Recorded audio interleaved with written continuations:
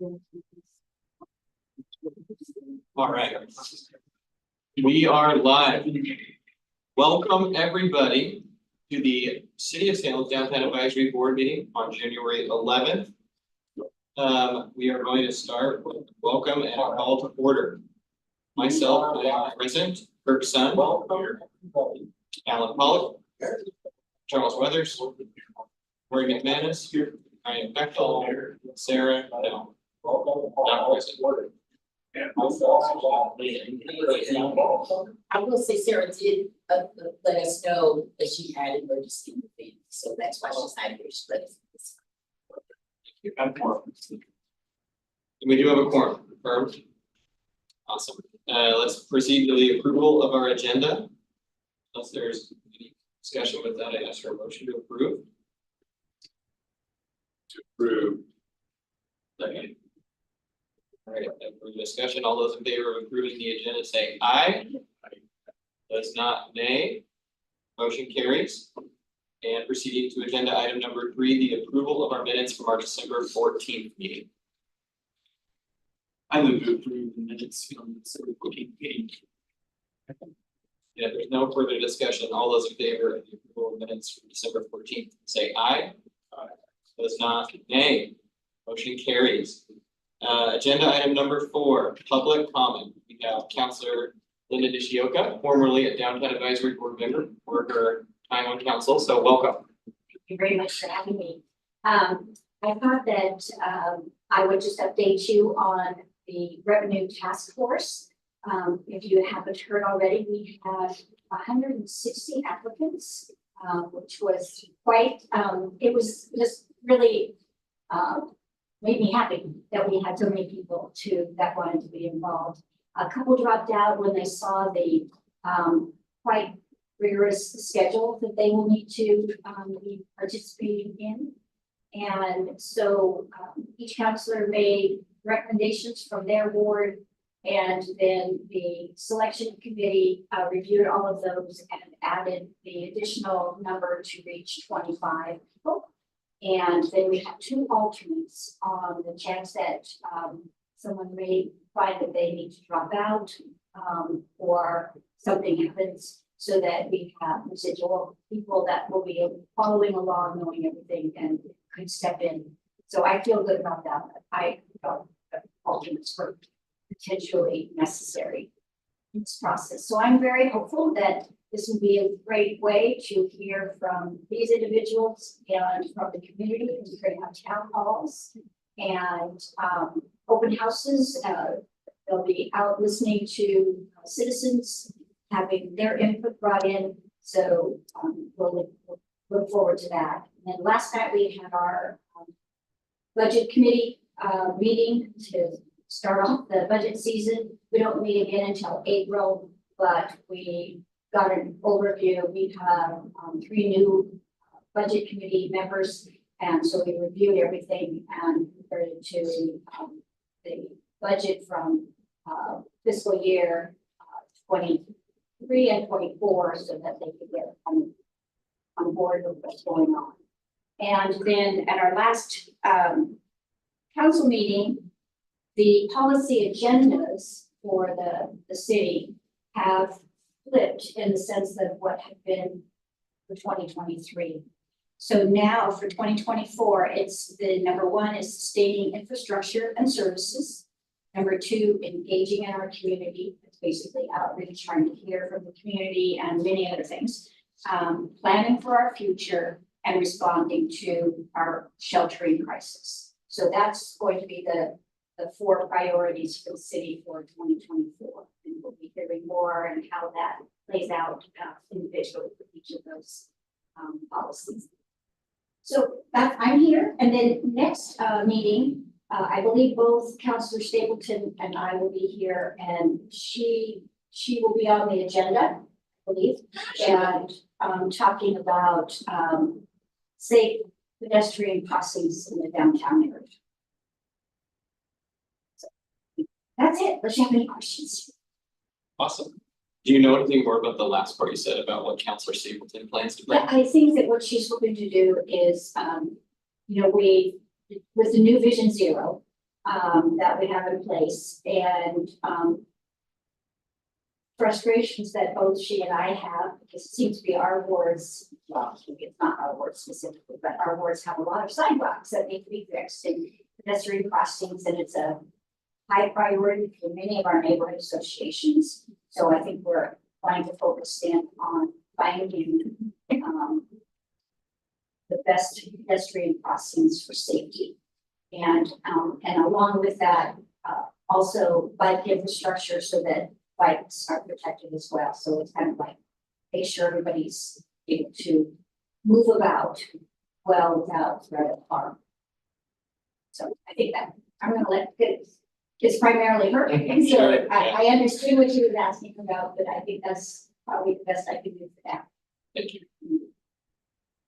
Any questions from anyone? Then I will just be silent. Thank you. Okay, oh, excited. Agenda item number 5, action item A, election of board chair and vice chair. That time of year again. And I know every single one of you, when I outreached you and said, do you want to be chair, you said yes. Oh, you don't remember that? Okay, I'm sorry. Sorry, it is. And that way I figured any of you could nominate any of you, and you just jumping at that opportunity. But again, no, it's your opportunity to, I guess we can ask our existing chair and vice chair if they're interested in another year of service. We could start there. Chair. Charles, if you want to take the torch, become chair. I'm not gonna stand in the way of that, but I would be happy to continue with chair. If happy. So. I don't know, I just. Just good. I know Dave Josh. Oh. Chair. We've accomplished so much in your leadership. Yeah, so now I second that. Do I now need to nominate Charles to be vice chair? Or do we need to? Why don't you close chair? As with everybody? Okay. Second from Charles. Okay, there's no further discussion on that. All those in favor of Josh Kay to be the continue to be board chair of that, say aye. Not nay. Thank you. I would like to put forward a motion to Charles be the vice chair of the downtown advisory. I'll second that. If there's no further discussion, all those in favor of Charles Weathers be the vice chair of downtown advisory board for the next term, say aye. Aye. Those not, nay. Yes. More Joe. Never made it. Not me. So if you were not chair or vice, you could give less to. Yeah, probably. So when you moved up to chair, even more general. Yeah. I know, like, for next year. Yeah. Well, I like that we're being so efficient because it's 12 minutes into our meeting and we are entering a stage of the URA draft budget. And I'm very happy to see you here. So agenda item 6, information reports. Number 1, overview discussion of the 2025 Riverfront Downtown Area draft budget. We have some slides. Just your budget. So slide on that individually. You won't be as a generator format and don't see. Just so the public who's all that are watching. It's gonna talk about My best. revenue. And then down to the expenditures where it lays out the project. And talk about This one here, this is the, His Excel. His Excel doc is gone. no, it's not, I couldn't get it, it's a PDF, Oh, he did it. and it's right here, and I couldn't get it to go. Just click it on. Oh, click it on. Yes, Maybe she has- Oh, you're gonna go over And once it opens, then you'll be able the revenue, and if there's been. Okay, there it is. From this one that you. to now go down to share. Oh, okay. That we didn't. Shall I- can I You can just leave it. minimize it? Okay. Because again, this is our opportunity. Oh. These, There we go. anything that he's presenting that's not on This there. is it. the And budget ones yeah. versus whatever funds, that's a good thing to making changes to that Mouse, that you can. It is. Good job. and. Well done. In case you need it. As you know. Touching that. I'm going to.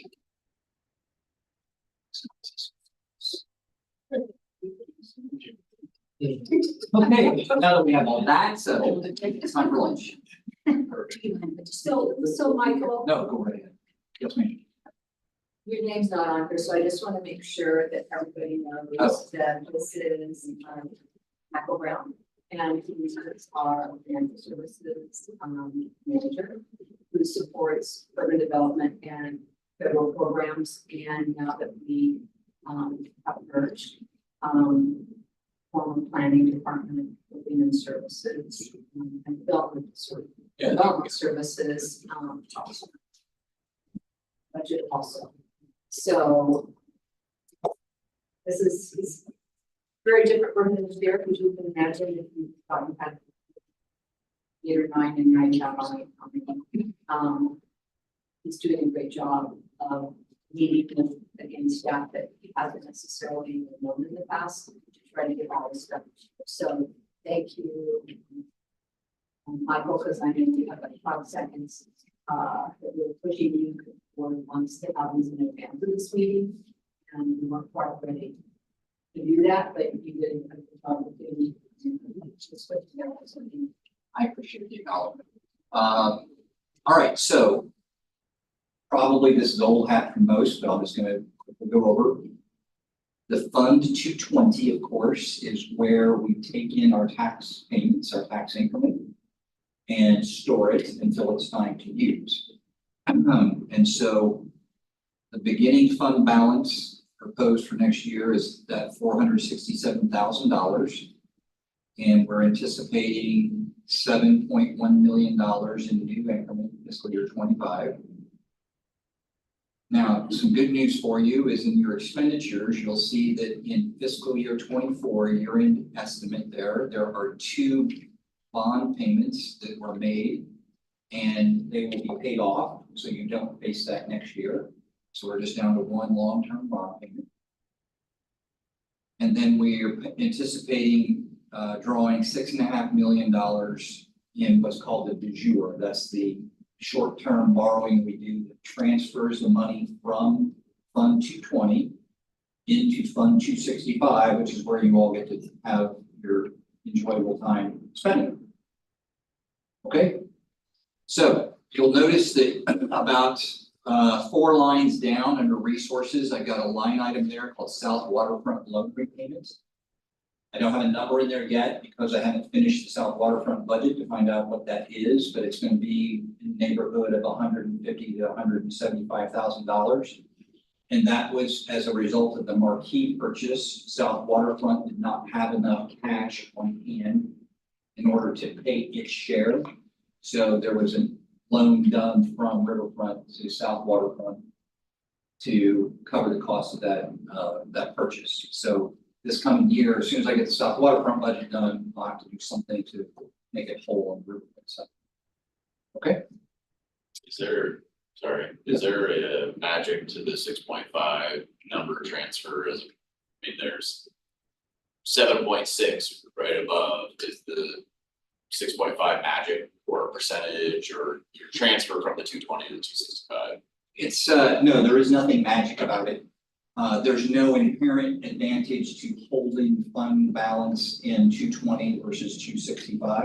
Okay. Typically, what I try to do is, obviously Riverfront 265 has sufficient fund balance to kind of do what's needed. So there's no urgency to transferring the maximum amount possible. So I tend to leave some in 220 just to have something to leave. Okay, just curious. Yeah, Thanks. there's no real science behind that one. Michael, could you? They made a little bit. I think it's confusing because you generate tax income. But that's not what we use. To put into a project, it's what we use to pay. For debt. Right. So, again. We have to take, maximize with the tax income and see what we then can turn around and have. So, people get confused, oh, this is such a tax increment, yes, but we don't turn around and I don't, we got my grant commitment with tax increment. But we turn around and we use that as a repayment. So, and you can see there, you're paying for long-term bonds that you took out years ago. And so, that's some of what this has been used for, certainly. And then, of course, we have the short-term debt that pays for the fund stuff. Okay, so moving down into Fund 265, which is the construction fund. Excuse me, beginning fund balances there are pretty self-explanatory. Those short-term bond proceeds, you'll see as a match for the $6.5 million that came from Fund 220. We pick up some miscellaneous revenue from a couple of loans that we issued, some interest income. In fiscal year 25, you'll see that I've left a hole there, and that was just an oversight on my part. The TOT, transit occupancy tax, gives Fund 265 money to pay for Salem Convention Center marketing. And I didn't have the number yet. I do now, I got it last night. So I didn't have it to fill in there. So the next time you see this, there will be a number in there, and I'll explain the impact of that on the expense side here in a moment. So essentially, when you combine your beginning fund balance plus all those relatively smaller things, you're looking at $31.7 million to use. So on the expenditure side, and I'm going to turn most of the details over to Cherie, but there's a couple of things I want to flag to your attention. Number one is the second line down called the indirect cost allocation plan. And that line item right there is the URAs, or the riverfront URAs, repayment to the city for all of those overhead services like legal and HR and IT and payroll, all those kinds of things. You'll notice that there's been a substantial increase from last year to this year in that amount. And that is true across the board for all of the city funds, which you'll notice the next time we talk about another fund. So that was one. That was nice of you. Thank you. So, yeah. Remember that? You remember how the way I set that up? Said that, yeah. Yeah. The next one I wanted to flag to your attention is 682023, which is actually on two lines. One is the convention center marketing, and that's the one that I'll have to match up to the revenue. I just put a placeholder in there to have a placeholder. But the second line and then under that same project number is liability insurance. And you'll notice that that too has a substantial increase. That is citywide and has been significant. Now, obviously, it doesn't impact this fund as much because this fund has plenty of slack in it, for lack of a better word. But that's not true of all funds. So you'll see that one again. So Michael, is it really nothing spent in the 23, or is that just missing a dollar amount in that line item? 23. For insurance? No, there was something spent. I probably just missed it. Or what I did was I combined it into some other one, but for the next time around, I'll fill that one in separately for you. Just curious to see. Yep, that's a good catch. Thanks, I appreciate that. And is that, sorry. Yep. Continuing on that, is you're talking about that's a citywide thing that's going up. So does the conference center allocated a certain amount where it's supposed to take its burden of the portion of the insurance, or how is? Because it's citywide insurance, right? It's not the building itself getting its own insurance. The city self-insures for all liability. So how does this get allocated to? Who decides that, I guess? The finance office creates, they basically get whatever the liability insurance charge is going to be, and then they use a black box formula, which I can share with you, but if you're interested. But essentially, this distributes it to all of the cost centers on some kind of proportional basis. At the same methodology, cost application. Correct. It's not a fixed percentage. No, there is I mean, it's readily available. We don't try to hide it. But I can certainly, it's, so there's a management analyst sitting in the finance office who spends a lot of their life poring over crunching numbers to produce that.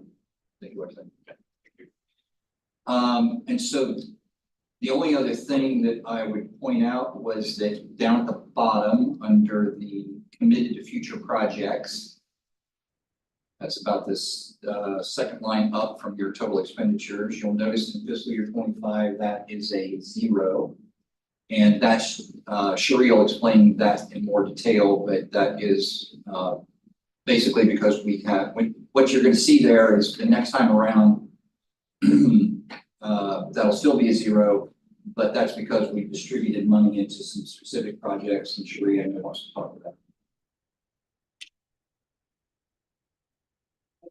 So before I start, is anybody have a question that we don't make sure? All things, you're probably gonna talk about streets. Okay, notice I was trying to not have, no. Okay, so, Well, I do got what's kind of bigger. So you have multiple lines of saving lines, say 2 and T. okay, no, that's, I'm gonna talk maybe about. That's like the first thing I want to talk about. So this budget is gonna be confusing because it speaks to what we're taking from, something in this year's budget, and if there was any remaining balance, we're not necessarily one for one putting the carryover into the same project. So, example, adaptive reuse, we had money in the budget called, line item called adaptive reuse. We had that because we thought if something like Penny's or Liberty Plaza or any of the large vacant buildings, we would have money to incentivize to do that we did for Liberty Plaza. We engaged a consultant to look at the engineering of that building to see if we could add housing to it. We did the same thing with Salem Center to see if the infrastructure, so really trying to be current and fresh in what we see as a potential need and have money behind it. Any money from that wasn't spent, I'm proposing to put it in the grant program. Because historically, I can do what I said I could do in adaptive reuse through the grant program. So the strategic project grant, for example, that's always been its own standalone, we're just gonna put it into a grant program. So if there was any money left over in strategic project grant, it's in the grant program, the capital grant program, as we know it. Strategic grant was for those, we paid 100% and we still have that program. It's just instead of having so many specific line items for us, we're just tracking it all against a grant. The guidelines don't change. It's just, I don't have 5 things that I'm monitoring. So COVID-19 program for the outdoor dining platforms, that program has sunsetted. So if there was any money left over in that, that's in the grant program. So that's why this one's kind of confusing and we've never seen project numbers before.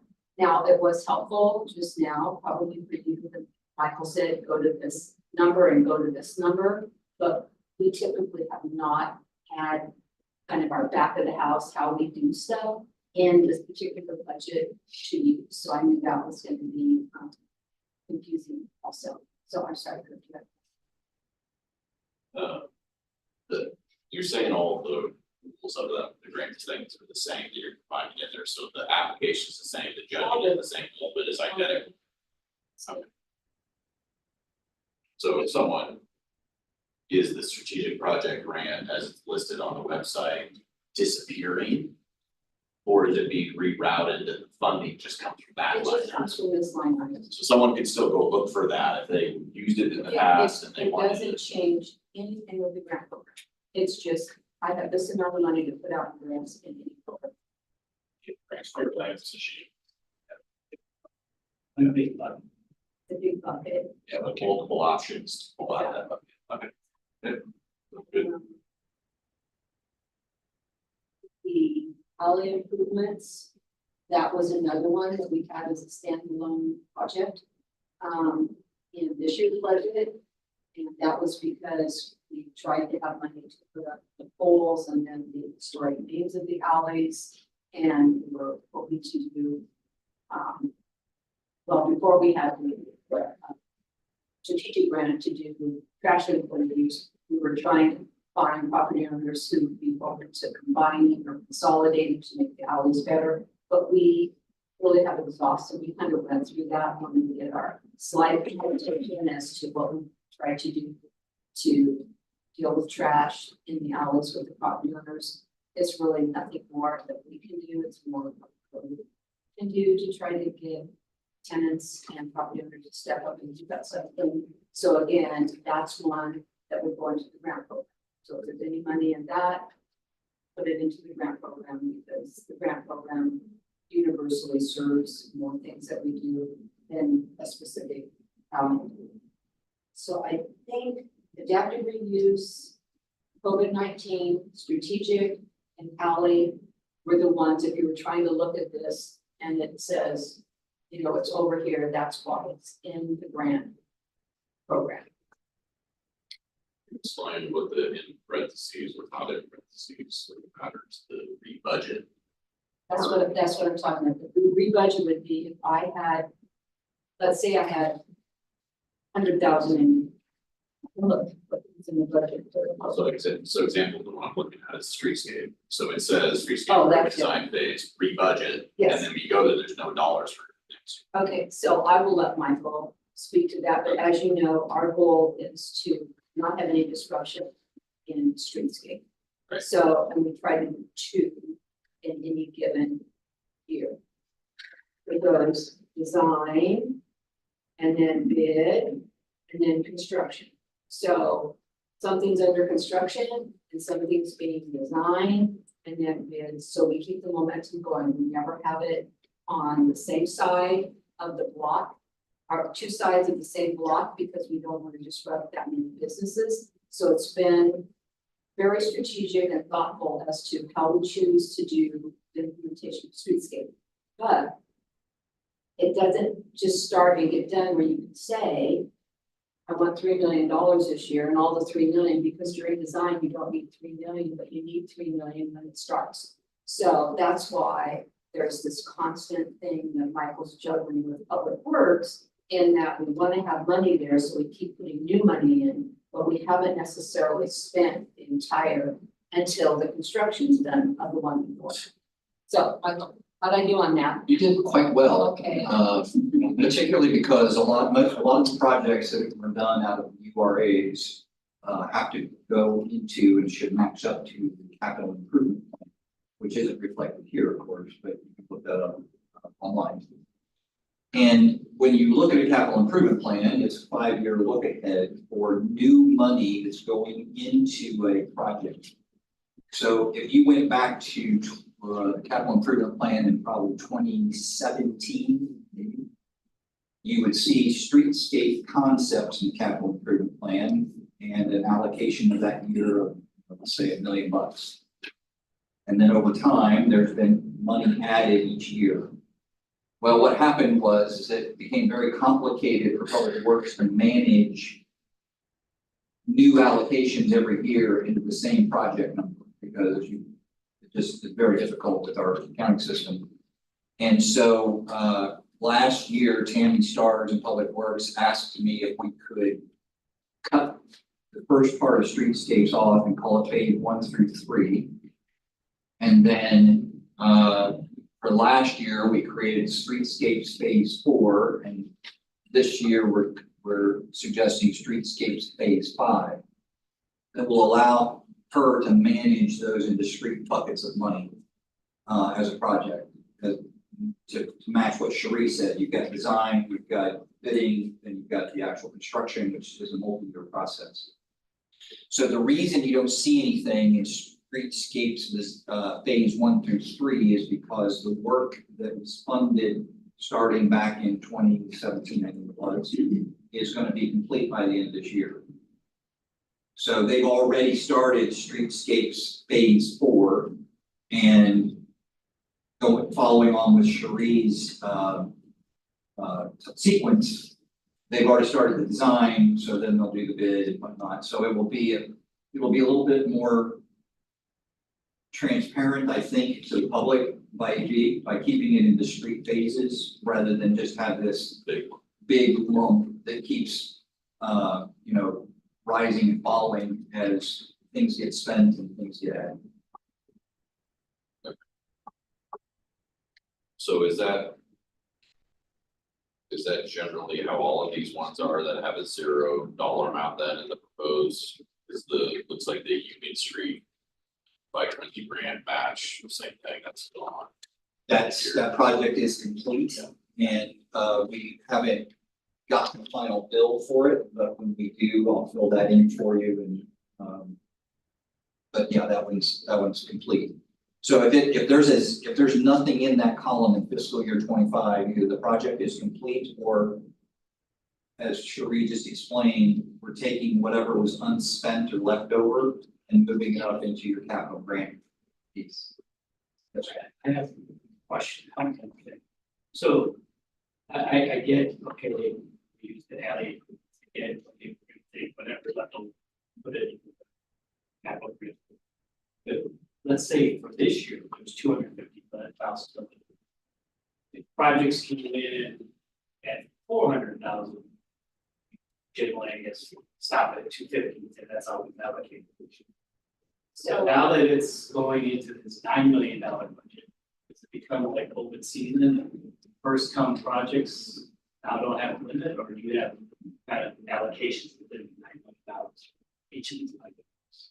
So if an alley project came in, and I remember that as a project in 25 budget, I can't just myself say I have a new project. I would have to go through a process and say, I'm taking money from the grant program, and I have a new project that this opportunity's come up for, and I have to do it.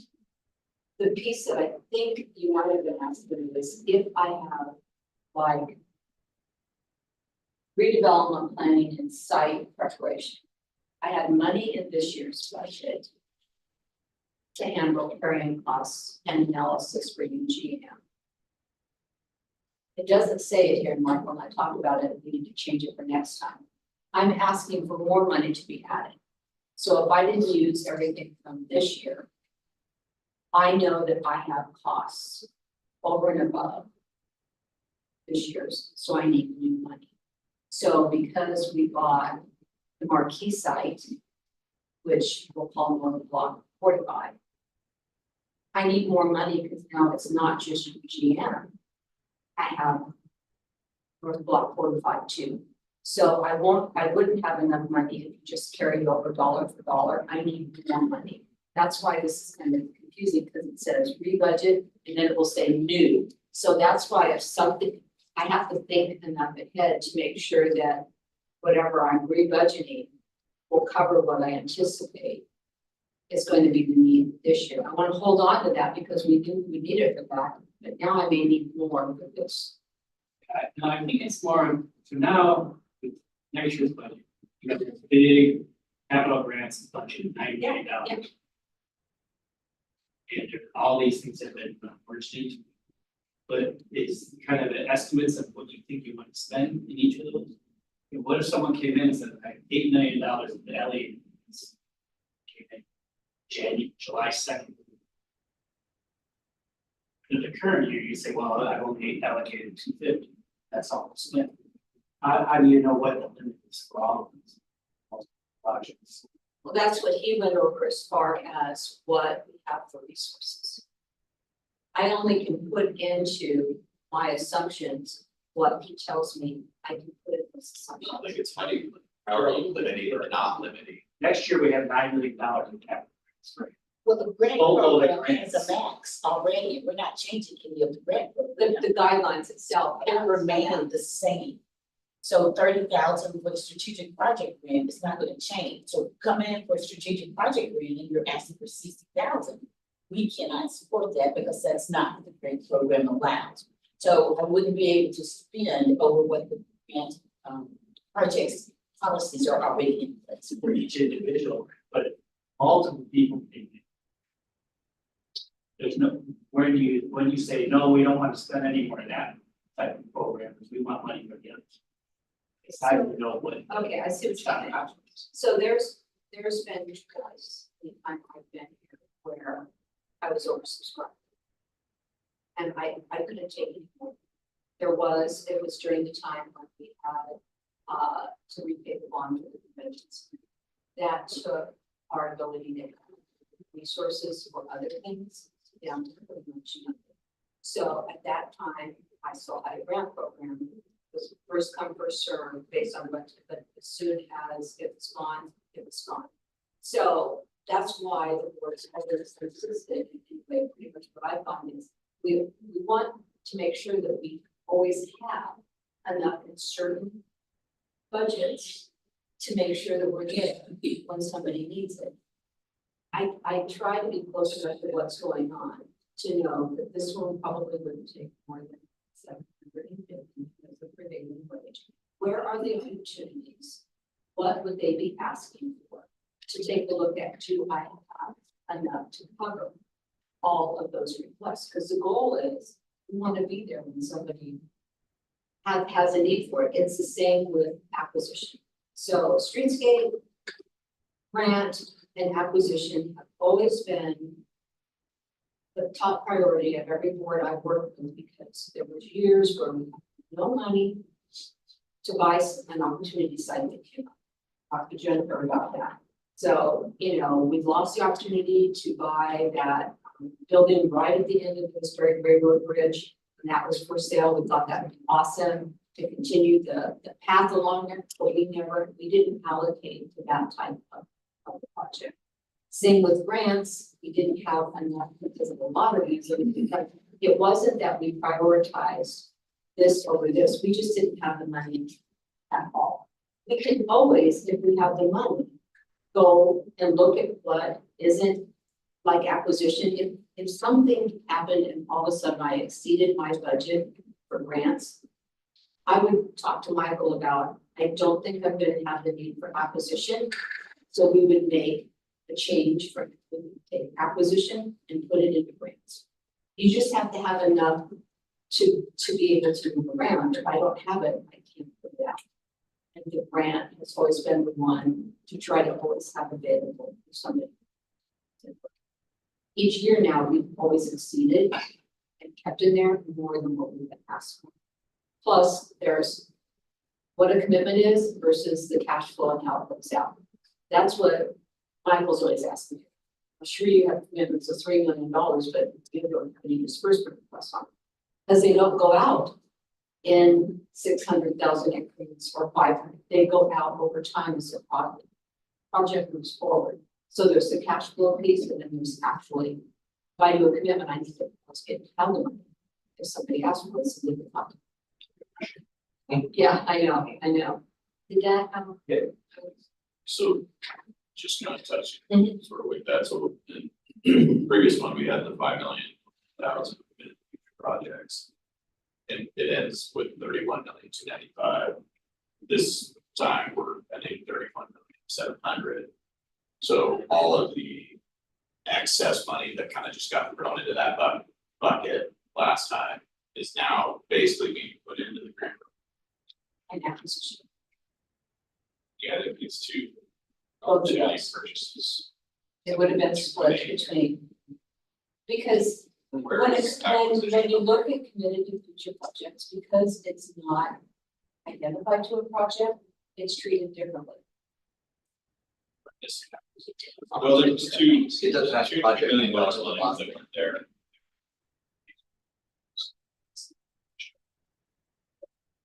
We have the ability, and I think you can correct me on this, if it's in committed to future projects, I can't get my hands on it right now. If it's identified in a project, I can get my hands on it right now. My preference is to have it right, get my hands on it right now versus in committed to future projects. And that's budgeting, whatever. Is that right, Michael? The process is different, okay. It's a bit different, I mean, but yes. It Yeah. Makes it a little more flexible. I mean, if it- depending on the size of it, it's entirely possible you are able to get less of it, so. So I guess that's what I'm curious about then, so if we're putting 4.8 million into opportunity purchases. Where are we setting goals for how what is a good opportunity, not a good opportunity? Who's deciding that? Is that a urban renewal board? Or is that this group, or to you, or is it, how does that? Right, like, I'm trying to understand, if we're putting 4.8 million to take private property off tax roll, we think there's a good reason to do it, who's saying it's a good? Well, some of what we have put money into wasn't for acquisition that took properties off the tax roll. But that was a decision by council. Putting money into the police facilities where it was off the tax roll, that was not a board discussion, that's what came from council to us to use our money for.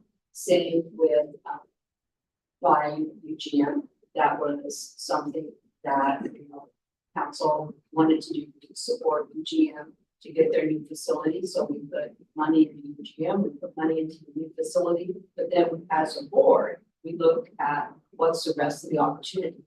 So we're looking at Saffron's, ABC, because there was a bigger opportunity there with that.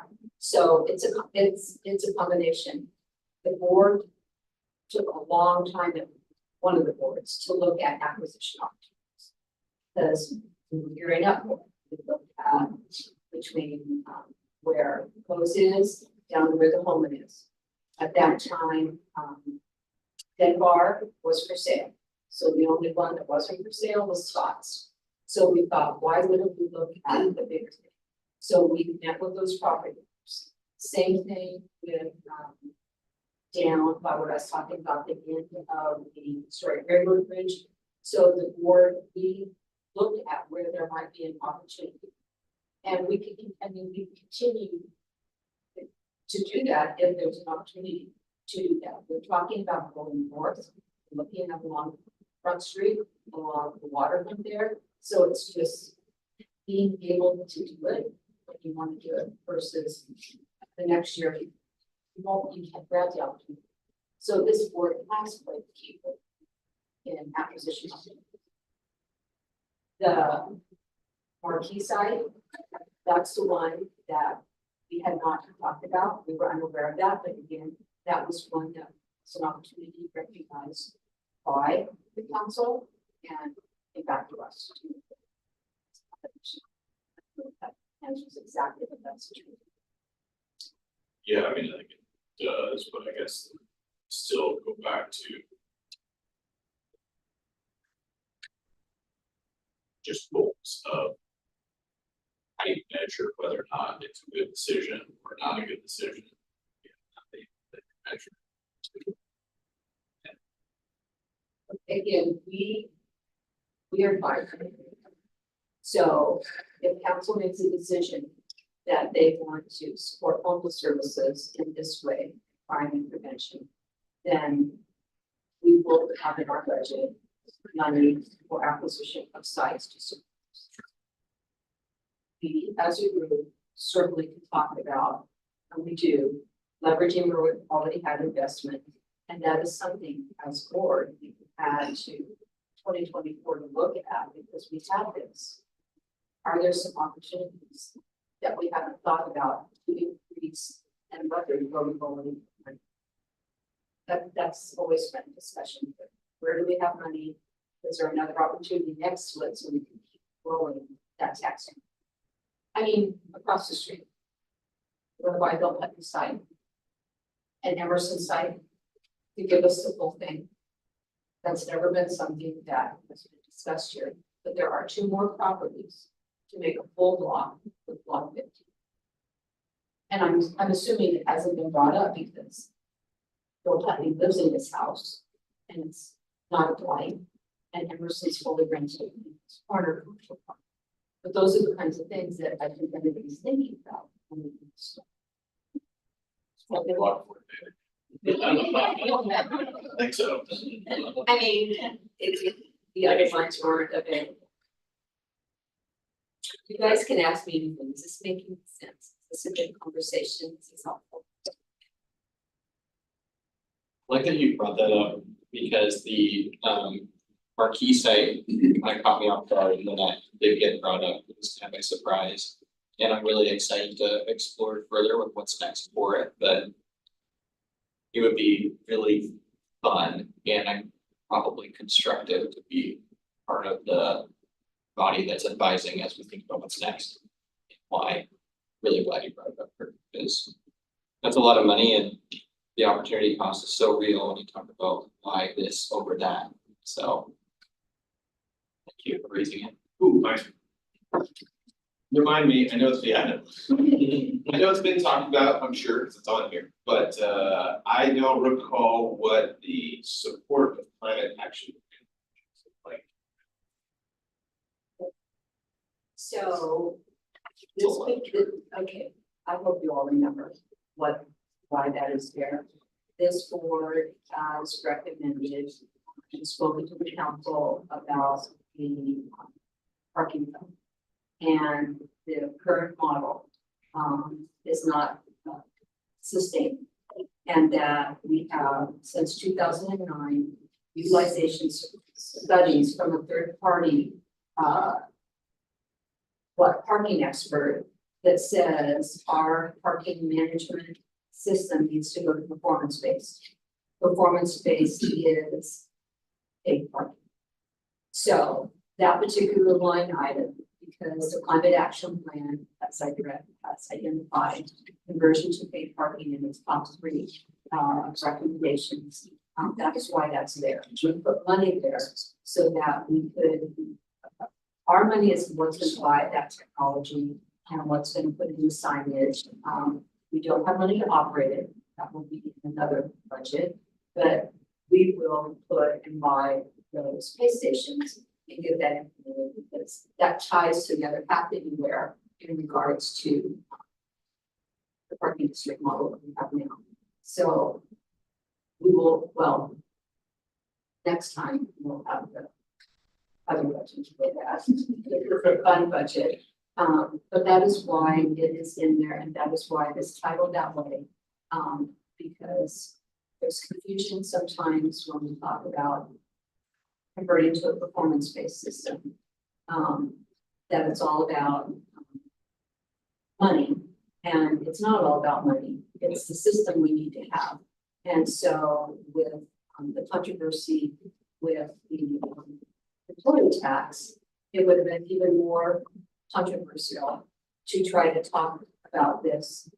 And it would have gotten messed up with we're doing it for this versus this. I just think everybody needs to remember it isn't so much the financial piece as much as it is the system that we have is not the system and it hasn't been the system since 2009 that served the needs for people coming into downtown. So that is why it's there. I will add that just because we're on this moment, out back is from our building. We went out the back alley. We went up the back alley. There's parking spaces. There's 20 parking spaces out there. There cantilevered into the parking structures over it. In front of it is a plaza area, the alley, and then Pins. And right at the edge of this parking is a water feature that I've been here 20 years, it's never worked. And so I am moving forward right now, taking money from this particular line item to take down that water feature and put paid parking out there. Because remember, I can put paid parking like in the union lot on a surface lot that I have. And I can put it in the parking, if you need to, but I can't put it out on street. So because we are going to be implementing this, the more we can do to just kind of get it out there that we're doing this. So that will be, and then that will help us double check. I think the community lot does like 7,500 a month. You know, it's not that much, but that was kind of our test for the board. We wanted to see what would happen. Because you could park right on the street, but you park there, it's used all the time. This avenue, this is used all the time. So we'll see how it goes, but I was gonna share it more next. The parking budget, but since we're talking about this, the funding for that. Put the base station in, will come with this. Well, I was hoping we were getting. So we will get a update on kind of where that other thing, decision, or with the city council, like, you know, it's coming up there, like, for the next. We have a, Sarah Long, will probably be the one to speak most to implementation of moving to a performance-based system.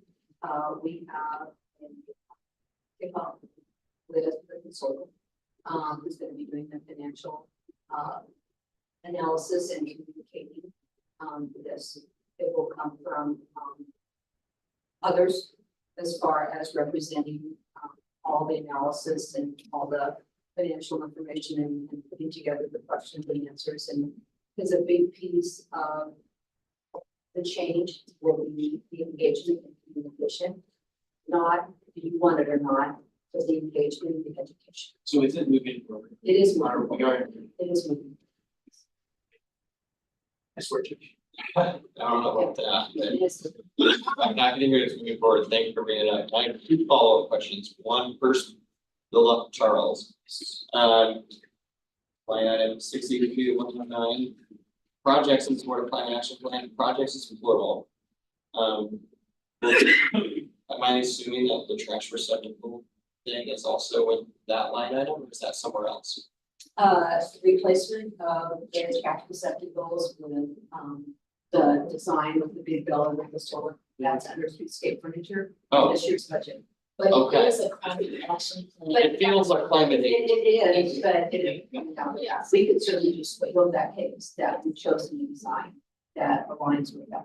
That's not good. And then also, and I know this is definitely not part of this conversation, but it's all comprehensive. You mentioned Sarah Long leading the charge with the consultant in the kickoff. Block 50 is obviously gonna be a high density project and have a big implication on this area, and particularly the Chinook Parkade. So I'm assuming that's part of their scope as they turn over all the stones on what that development would be, the business model of Chinook and the whole parking district. But I just wanted to kind of When, put that in there. so you're thinking whatever happens on block 50 would impact Schmecken? Big time. Well, it would, no different than Ribbonwood or Coves or any of these that have 11 to 15 parking spaces on site. Right. So I mean, the beauty of block 50 is you're right across the street. But the current, and again, that goes back to the performance-based system. Currently, if you need a parking space and you're a resident, you're on the street. If you want that privilege, you can pay for that privilege in the future if we go to performance code. But there is not going to be any one of these housing projects to address the needs of everybody else. It's just not possible. So it will Yeah, and increase the usage of the parking projects. It has to. yeah, I think the question is whether or not whatever goes in block 50 proportionally may be so far significant compared to 100 units, 50 unit units, 100 units. The site is big enough that it can handle hundreds of units all in one area. That I'm wondering, also within that analysis. As we were in that chamber meeting, I think months ago now, where downtown businesses were very concerned about all the parking structure being completely full when the housing was being added. And whether or not that's something that should be looked at Block 50's coming, to be a project and be the reality of some sort at some point. Again, the city's not the one making setting the bar that you can't have on-site parking or changing the code where one to go required less. So just like at the chamber, that is not, you can attack the city, but that's coming from the state, not the city, and part of it's tied to the reduction of the parking code, so on and so forth. We can talk about it more for the parking, but every month in your package, you get a sheet that gives you the information as to what the occupancy is in the parking garages.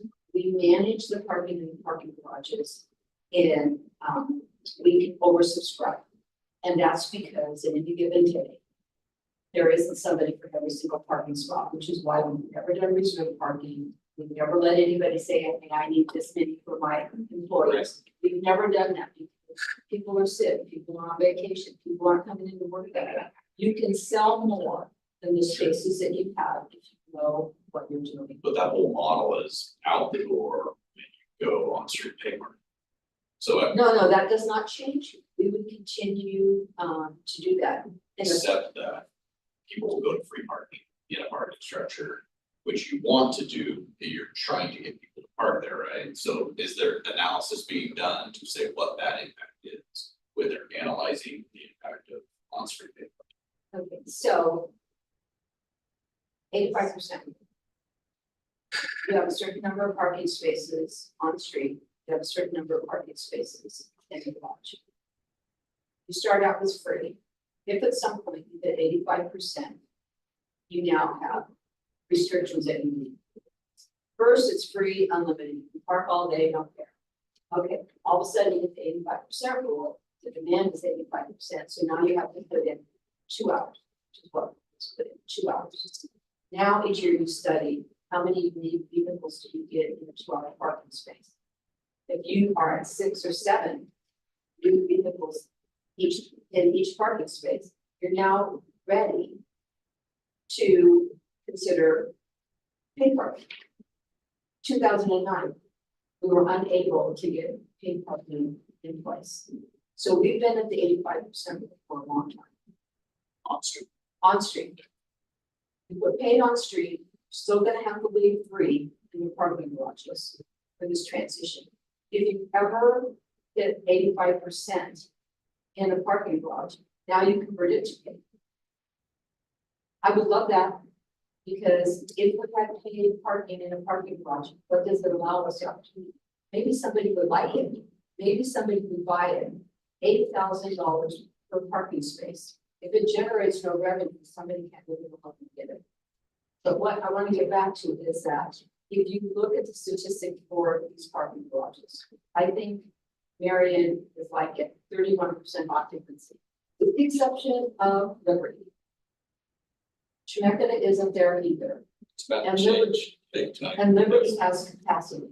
So again, it's just a matter of how we look at. And again, residents are supposed to pay for a permit.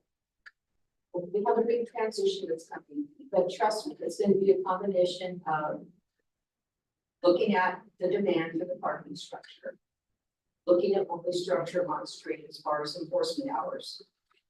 Because again, part of it is right now, the problem is A to A. I could be on street till 11. Then I jump around probably. And then I come back at 5 because A is when enforcement stops. So it's kind of hidden certain kinds of businesses at the wrong time. So it's going to be a very holistic approach. And then obviously we have to have a couple of years to figure out what we have for revenue and close out the parking district. But we will be looking at the parking. We just don't have any history yet because Or kind of on street and everything.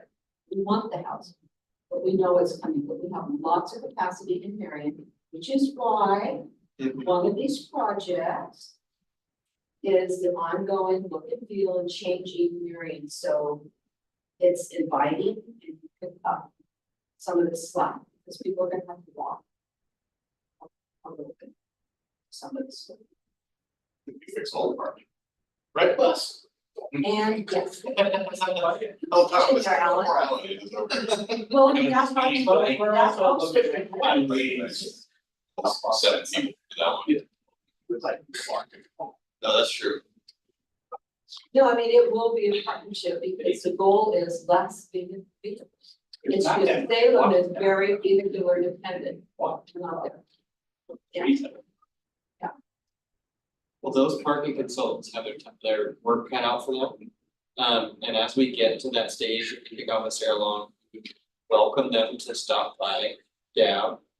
And not report to us, we don't wanna create any unnecessary work, but obviously this is really intimate with what we do downtown as things roll out. We They're would not love that. engaged to deal with it. What about residents? That's not what their scope of work is. Their scope of work is to look at bringing from free. Okay.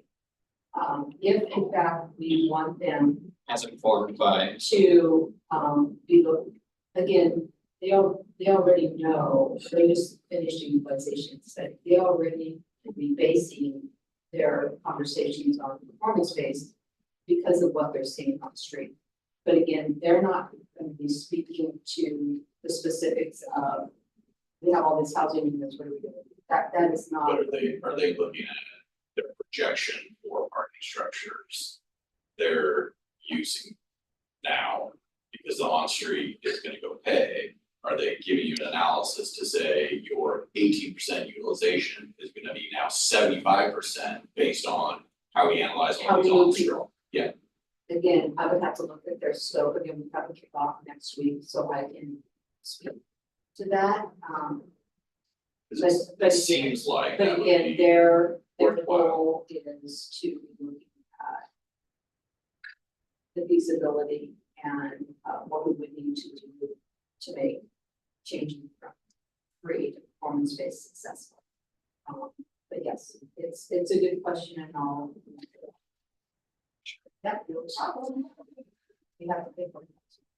We have to pay for an additional risk.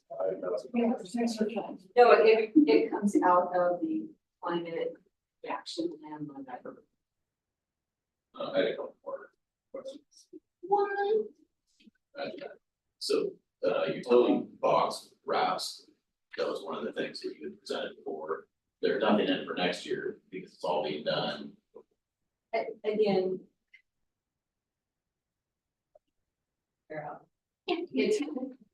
It's just like, was the item you asked and I said it was, oh, trash.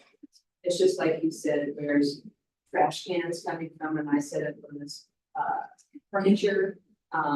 The wraps are all part of streetscape and furniture, so But only. it has its own line.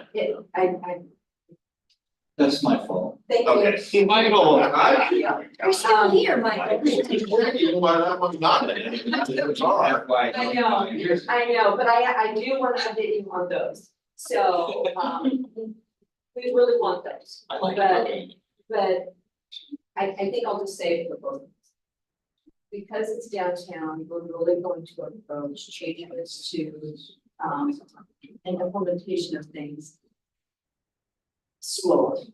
So with the wraps, because we don't know if they're gonna be hit hard, who knows what, we're gonna put one right out here first. And we're gonna look at the quality of the wrap. And we're gonna guard it, so we're not, but we're gonna watch it. Before we go and put 15 more out there. We've learned too much now to know that wouldn't make sense. And it will be the same with trash. We're gonna take the recommendations from AKS, but when we put the trash cans out, they're not gonna be one-for-one replacements. We know that with the type of trash can, they can hold more, some of them will be the ones that can pack.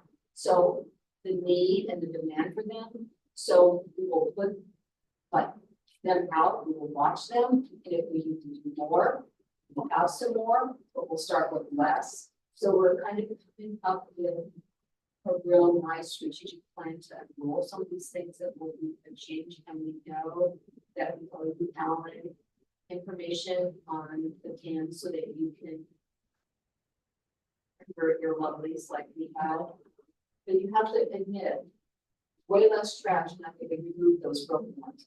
It's almost like a perfect case study, because I'm over there all the time hoping that where they were, I'm not gonna find, no, it's amazing how much less trash we have now that they're gone. Unbelievable. That, nobody ever believes that, but it is true. That is, you are a witness to it. It is amazing. Use it on me. Oh, I'm gonna want it. You're gonna want it, I already know what it is and no, yeah, it's absolutely no. Okay. Not happening. probably. For all those watching. I read mine through. I recall last time. Yes. I asked a few questions. Yeah. Got a great education on the toolbox loan program. And I see now that it's been combined into the big bucket of Gone. money, to Alan's point. Gone. Or they're combined, sure. No, that as an option is not available. If somebody came in and asked for a loan right now, that program's not. That's the difference. If there was any money there, whatever, it's now in the grant, but there is no more. I knew it. I get somebody, I do. We're still worth a try. That's right, Counselor. I have two questions, William. Excited. This one's easy. Curious on Union Street bike friendly match. Who's matching? What's the matching? Oh, thank you for that, because none of you were on the board when, Public Works came in and said that they applied for a, I don't know, what they call it, Tiger grant.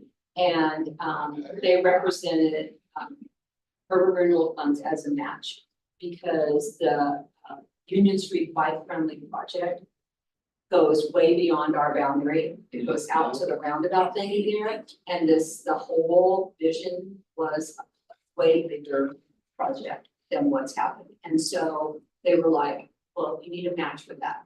So it's like, we will look at making the improvements within Riverfront at a certain dollar amount, and that will then be leveraged to get the grant, and we can do the rest of the project. And so years back, my budget had $1.5 million for that project, but it ended up not being the cost that they had originally planned for us. That's why, that says it. Now, at the same time, in this year's budget, remember, there's 900,000 to continue that project where it's down by AC Gilbert on water. They're putting in another buffered pipeline. So it's not in, if it hasn't been used, you're gonna see it be rebudgeted in 2025. But that's another addition to that Union Street Bikefront project. But there's really, we're kind of tapped out for that because boundary, we have our boundary. But we put in the button that stops the light when you're on your bike. We put in 2 signals. We put in the improvements that are now on the north side of. And we will, when the other one's finished down on Water Street, that will be another support conversion from vehicles to pedestrian bikes. That's including very.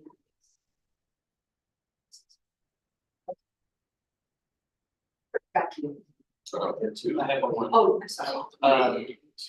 Michael, if we could just speak on the short-term bond proceeds, I'm just curious what that exactly is. And I looked down to something like a committed to future projects with a number like 5 million just sitting in there. Is there no way we can just take that like in T-bills or something to gain like a 5% interest on that?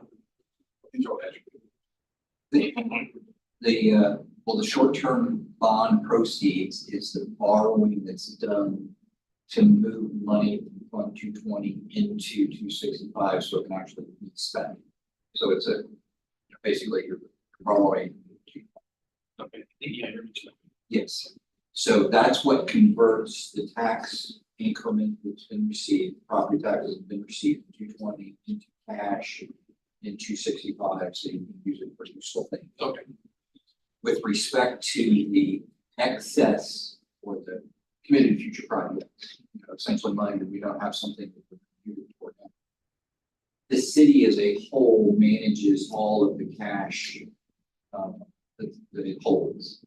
And the way it works is that all the city's excess cash that's available is invested per the finance department and the city's guidelines.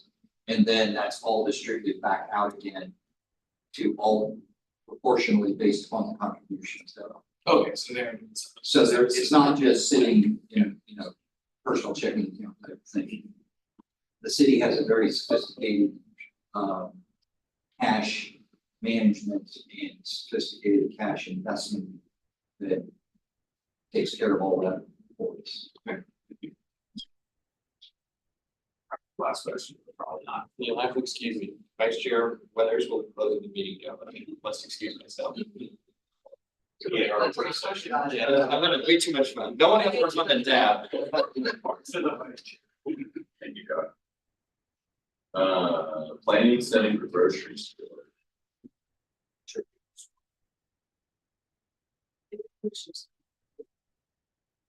We did one, several years back, which resulted in what came out of the analysis was we really not ready yet because of the housing. And that the two that might work would be something like Walmart. Because again, at that time, we were looking at a possibility for across the street. There was also some other locations where it might be a possibility. So we thought if we did the study and if somebody wanted to know kind of what the analysis was for supporting a grocery store, we would have it. So now it's just a matter of keeping that there because grocery store comes up over and over and over again. Because what we did years ago is outdated. If we actually wanted to have that analysis for somebody else who did to build off of, we would need to update it. So it's just having. It could, I mean, if you didn't want it, we could, again, continue this year's budget. But again, for me, it's all a matter of having the tools and the ability to do something. It's just that's on the wish list for everybody who comes up. And we just haven't been, we haven't had the number, we haven't met the demographic profile of the grocery stores. But maybe it's changed. I didn't remember that. About grocery stores. Anytime people ask council, like, why are you not getting this grocery store? The Camp Grocer reaches out and says, we are here, we are downtown. And then I'll point out, safely, but I'll have the pushback with, no, I want it right downtown and I want, basically a gourmet grocery store. And grocery stores operate on a very, profit margin, and so as Sherry was saying, is they need to have some surety and good enough downtown that you. It wanted it for how long? People want chips, but the problem is they also have to want vegan. So we can't force them. Well, we're getting closer. Yeah. We're getting closer. I don't know how many years I called Trader Joe's. And they looked at us and said, Salem is not ready. You don't have the demographics. So I'm thinking, what do you mean? And then finally they came, and now we're going to figure out. So it just sometimes takes longer than we. So I'll get off. Yeah, thank you. And it's all about timing. South Block engaged a consultant before they moved forward because they wanted to go to the store there. They have all that part. So it makes sense. It wasn't feasible according to the consultant. Gail and Doug Doty put in the high end, telling where Rivers is. timing was wrong, not enough people, yeah. So was that, it was beautiful, I mean, beautiful wines, beautiful everything in there. It wasn't the right time for that. It's all about our timing, we have all this additional housing, we're gonna have all these additional people. We may finally hit the threshold, and of course, with Rite Aid gone, that's always been the site for a grocery store. I mean, I can tell you, 18 years ago, we were meeting with Rite Aid to try to see if we couldn't do something bigger and better there. We'll put you back in Rite Aid, so just let us do something else, man, okay? Yeah, same with Trader Joe's. I went with Mayor and with Trader Joe's site selectors. You're on the list for 4 years, you're on the, okay, well, maybe now, you know, they would consider a secondary location. I don't know, but it's never what you think, because it's a very, very specific criteria that a grocery store requires in order for them to go in. And they typically don't pay, so if you're a property owner, you don't really want a grocery store unless you have a bunch of inline stores that pay a lot to cover having that grocery store there.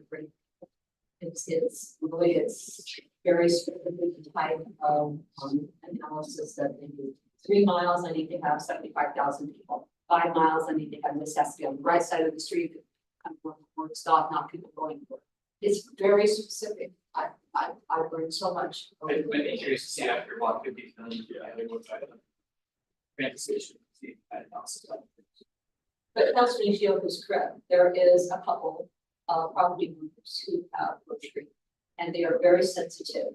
Because they think that they are providing that for downtown. However, their location would not be supported if I'm mom, with 3 kids walking that distance with no good sidewalks with this. And no, so I can appreciate that they are there.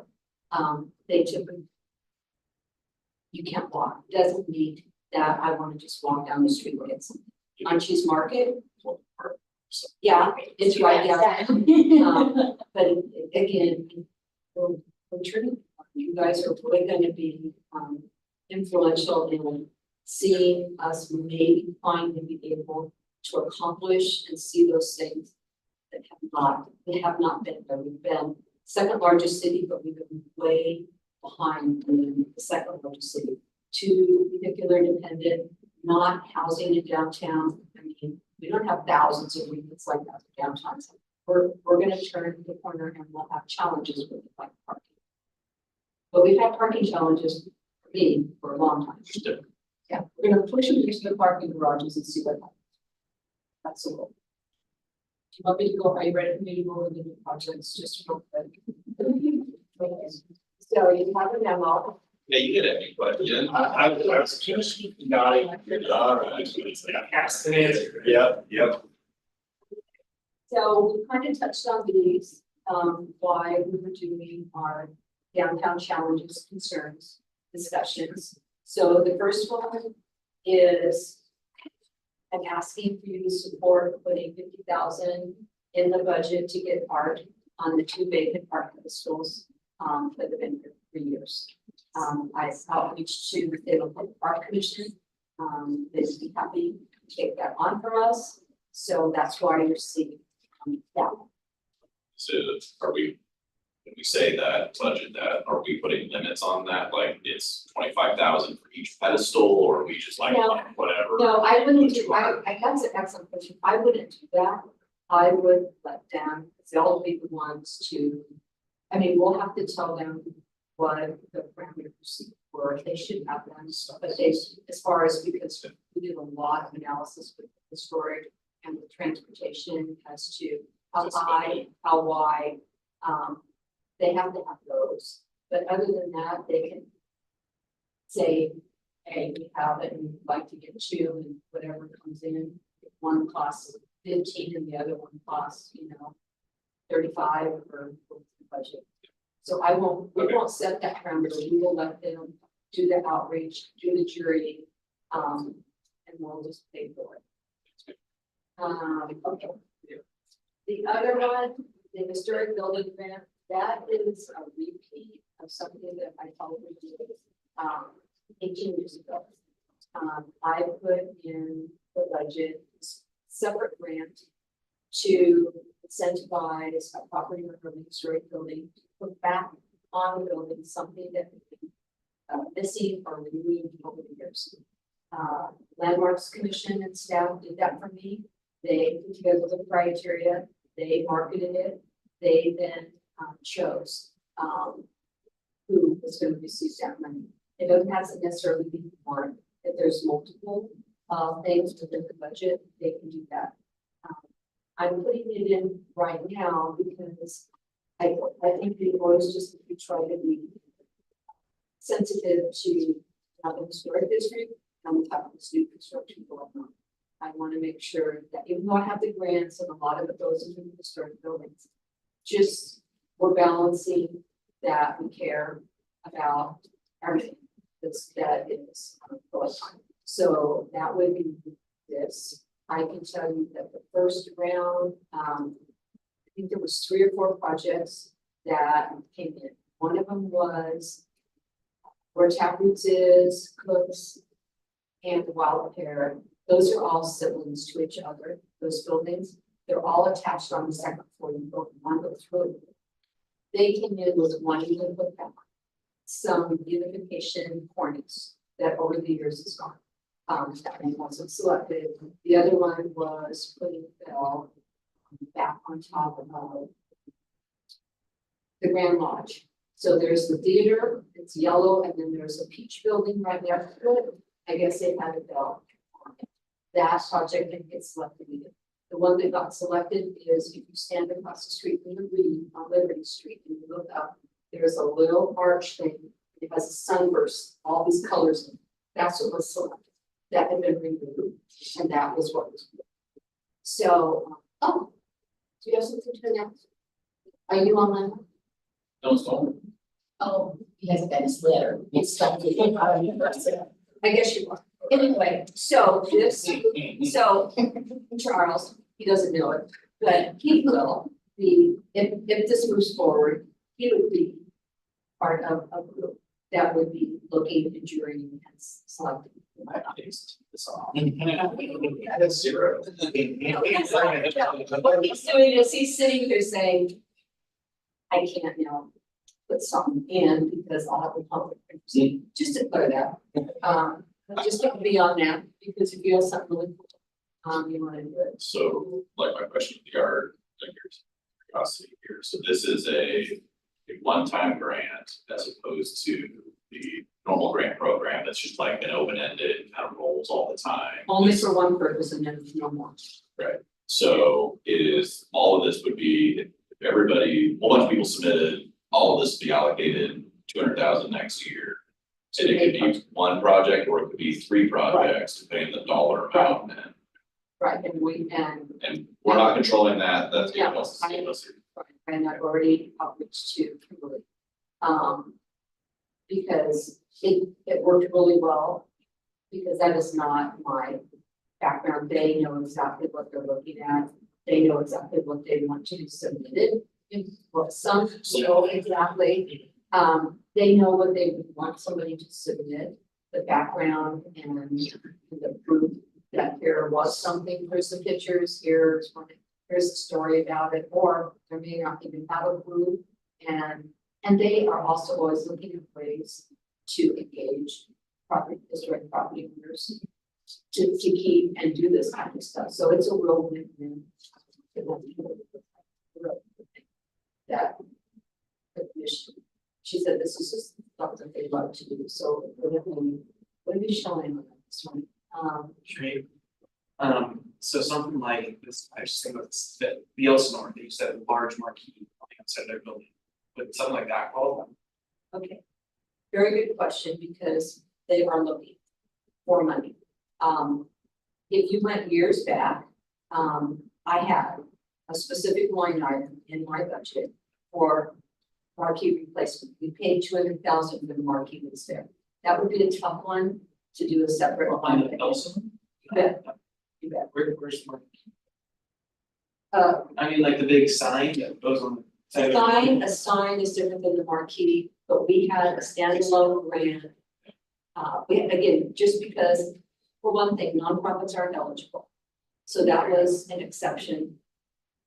Nonprofits aren't eligible, which is why I had to have it as its own line item back then. Today, because nonprofits aren't eligible, it'd be an exception to the grant, but we did pay for that since I've been here. I just to clarify, what's the marquee then? Big sign. Outside the building. What did you guys It do? was the big thing on front of the building, but I have to go back and look at the file to see, but we did multiple, we paid for the marquee and then we paid for. Okay. Internal upgrades to lighting and sound, because they went through a huge project after they did the whole thing. Yeah. Fantastic. So, but that's what that was a standalone grant, because it way exceeded what anybody got for a grant at that time. So it was a standalone grant. Today, we would fit into, I guess, beautification of this building, so it'd be an exception. It's a nonprofit. Actually, when you said a huge sign on the outside, it was very attractive. Yeah, it wasn't signage, because that would have been, I wouldn't have thought that it was called the marquee. Not- At that time, they thought marquee was. That is a sign today, I'm sorry. And so the last one was, in our, in our URA plan. I touched on this, when we were talking about this year, putting money for some analysis on what street that we need to get. Some of our thoughts going north, because we're gonna be built out down here. So we're gonna have to look north within the boundaries, and so we'll create this project in the riverfront plan. There's part of the parks plan is to run, a path all along the water up to Mill Creek, and then find a way to cross it and then continue all the way to Kaiser. So, in conjunction with it's on the north, it runs into, Willamette. It's way north, it's our northern border, So the one just south of the true road. exactly south of. And so this, yes, exactly, that's it. So this would just be, the ability to start looking at some analysis as to how that also. Alright, So is there anything, the biggest thing for Michael is there anything other than those changes based on your comments as to this more color, or is there anything that you want to add, want to take away from? One question on it, maybe it's just a typo, is the 113 arcade security improvements, it says it's combined with 118. But then when you get to the 118, that one says 113.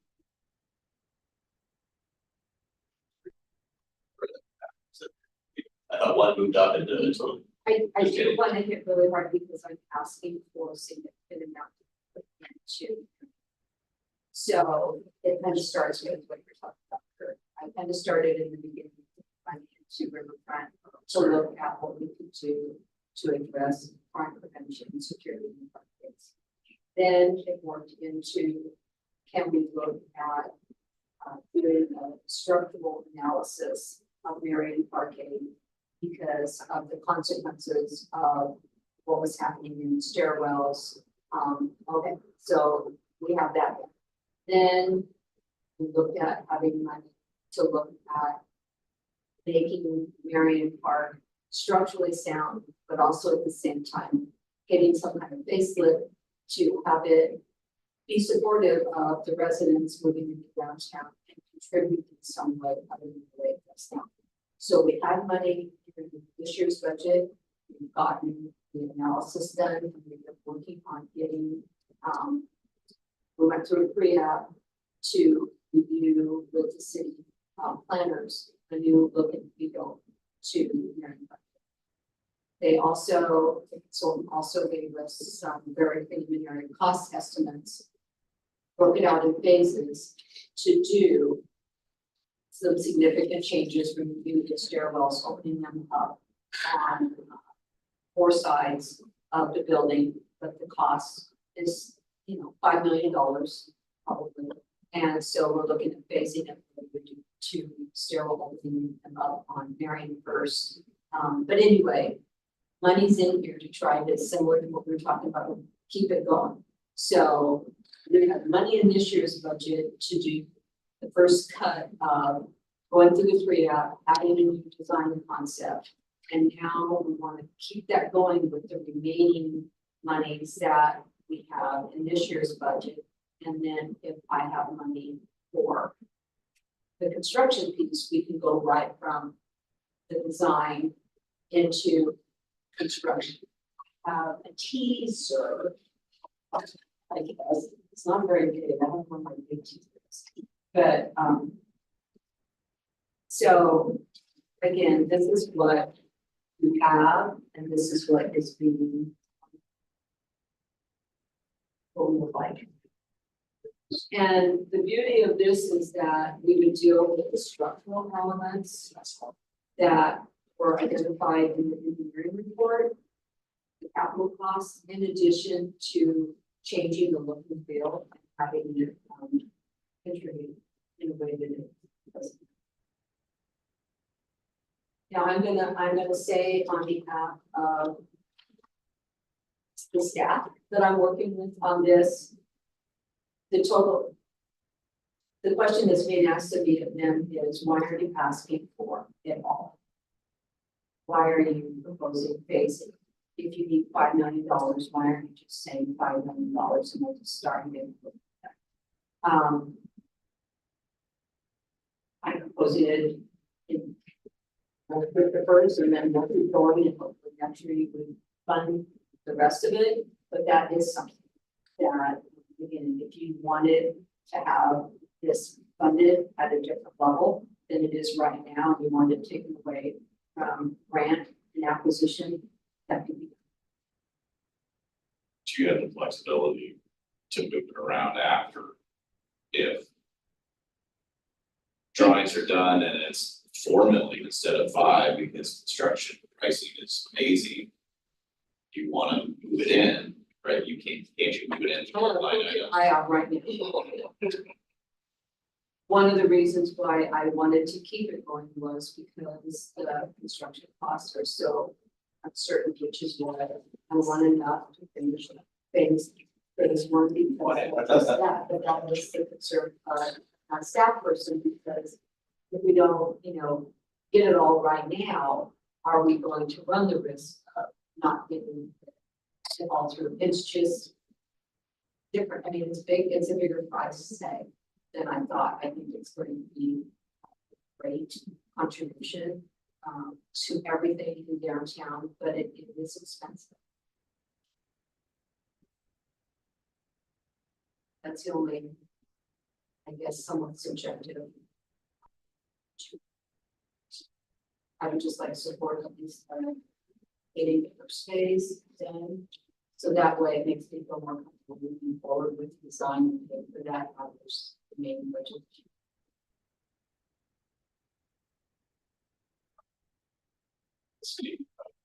All right, well, really good stuff. Lots of stuff to be excited about. We look forward to more of that. Emma Power, West of the meeting, of the state of Oregon, I adjourn this meeting. I want to thank you all for what you're doing. Oh, I forgot to say anything else for the good of the order? I said.